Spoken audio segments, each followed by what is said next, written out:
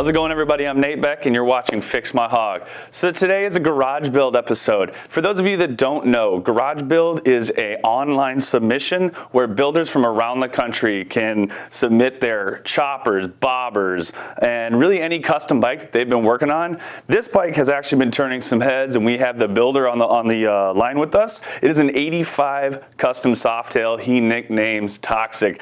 The builder is Kevin. Kevin, how you doing today? Doing well. How are you doing? Not too bad. So do you have Toxic with you? I do. Awesome. Let's see it. You want to see a picture? Yes. So here's Toxic. Nice. It's an 85 custom Softail that we built. My brother Jeff and I took a couple of years to build it. Of course, we had to build it up once, take it apart, powder coat it, and then rebuild it again. So we kind of built it twice. Yep. Very nice. What was your inspiration behind it? You know, I just had a bucket list. I've been riding Harleys for a long time, and I've always wanted to build one. Didn't really know how to build one. Looked at some videos, YouTube, got some advice from some different guys that are local, and started building one. Nice. So did you, was this like a frame up build for you? I see that you have an S&S V111 in there. That's quite the power plant. It is for this little small bike. Yeah, I started from the frame up and just started putting pieces together. And once it was all together, we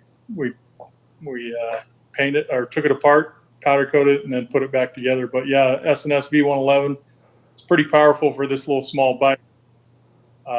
But it runs really well. It's carbureted.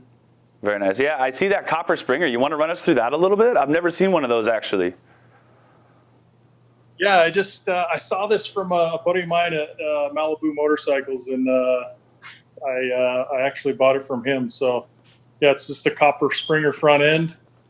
I thought it looked cool on the bikes. I'm always a fan of springers. I had some heritage springers, Harley Davidsons in the past, 2 of them, and really love the springer front end. So yeah, that's what I put on the front end. Yeah, that copper. I'm a big fan of mixing, different styles, brass, coppers, and stuff. I think it makes the bike really pop. Is that a custom seat as well?